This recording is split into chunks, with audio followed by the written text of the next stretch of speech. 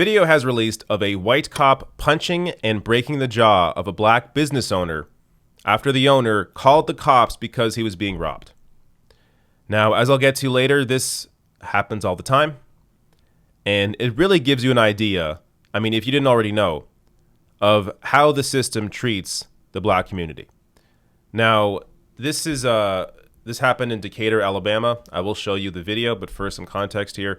Kevin Penn, the 47-year-old owner of the Star Spirits and Beverages liquor store in Decatur, Alabama, was punched and tackled by police after reporting a robbery at his own business.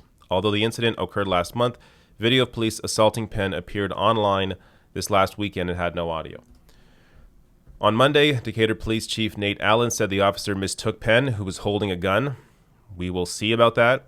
For the robbery suspect, police showed body-worn camera footage from the incident, saying Penn refused to put down his gun when instructed by the officers.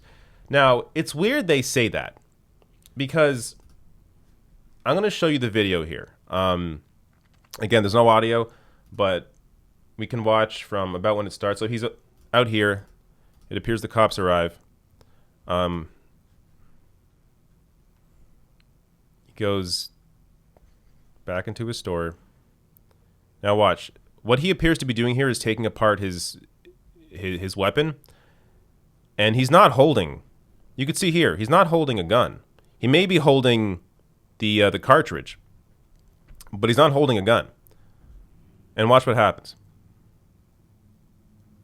Like,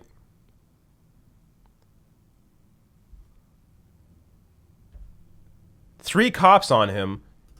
The guy that called the cops because he was being robbed. Again, let's watch it. So he walks back into his store. Here he is holding his gun. And before I even say anything, you are allowed in Alabama to have a gun on you.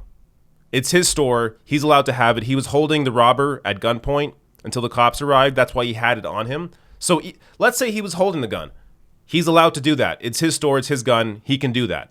But even apart from that, just going off the police story, they claim he was still holding his gun. But it doesn't appear he was, because he puts it down here. And again, you can see his hands. And when before he had this giant silver gun in his hand, it goes down and it's not in his hands now. It's not there. So he may be holding the ammo, but there's no gun on him. And then he gets punched.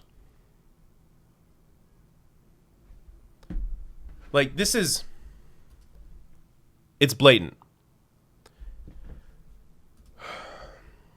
Josh Moon, here, reporter in Alabama, tweeted out, Decatur PD had body cam footage it showed at the press conference today. The chief said the store owner who called him to report a robbery was reaching for a gun when he was punched. Yeah, he's saying because he was not reaching for a gun. Let's watch the clip again. Reaching for a gun when he was punched? Where? The cops straight up walked in and punched him in the face. That's what happened. Where's the reaching? They just punched him in the face. So tweet here. Can y'all continue to spread this? This is my cousin, Kevin Penn. The cops literally broke his jaw and shoulder when all he did was call them because this white dude was trying to rob his liquor store. They let the robber walk right past them and immediately attacked my cousin. Now, this happens all the time. This was just on June 1st. You may have seen this go around, but this was a big story as well. The LA cops showed up to a store that requested help against looters and immediately put the black store owners in handcuffs. So there's a longer video of this, but let me play just...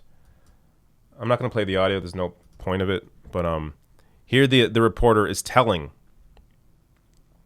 the cops that that's not them.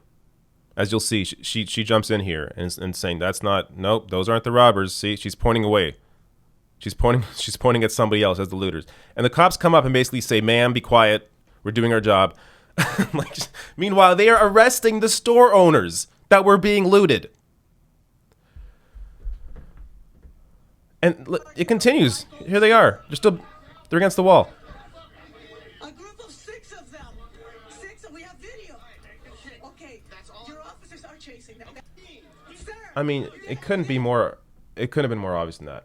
And of course, many other stories like this. 2019, Texas police tried to arrest a black man in his own yard after misidentifying him. From BBC News, January 2019, man arrested for stealing his own car. Luckily, he won a settlement for that. And here, police broke into an innocent black man's house and arrested him. It was all caught on camera. And these are just a few examples. I mean, within the past year, these are all 2019 or 2020. This happens all the time. And you wonder why the black community doesn't trust the cops. I mean, if this is how they treated you, what would you think? How would you feel? Crazy. All I can hope is that more people are seeing this kind of thing, are seeing these news stories and understanding what has been happening forever. And you are seeing now, I don't have it in front of me, but you are seeing now since these protests have started, there's been a massive shift over the past few years from public opinion on Black Lives Matter. So back, I believe in 2018, Black Lives Matter didn't have a majority of support from Americans. Now it has a big majority of support from Americans. So this kind of thing, when it comes to public opinion, it can turn on a dime. And you're seeing that now with all of this evidence continue to prop up and people actually paying attention. I mean, it's been there forever, but I guess now people are actually paying attention. So hopefully we will see some real changes come out of crap like this. And defunding the police needs to be at the top of the list. And that means taking, I mean, if you look at city budgets, all the money has been going into the police force. Meanwhile, there's been cuts to education, cuts to healthcare, cuts to infrastructure, cuts to everything else. Meanwhile, the police get more and more money every year. And that's why they have all this riot gear. That's why they have all these toys, armored vehicles. Are you kidding me? So defunding has to be done.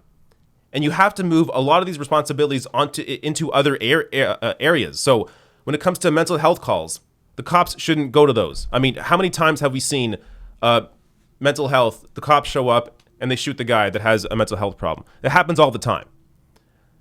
When it comes to domestic disputes, cops shouldn't be involved in that either. When it comes to homelessness, the cops shouldn't be involved. There are ways to offset these responsibilities to other areas.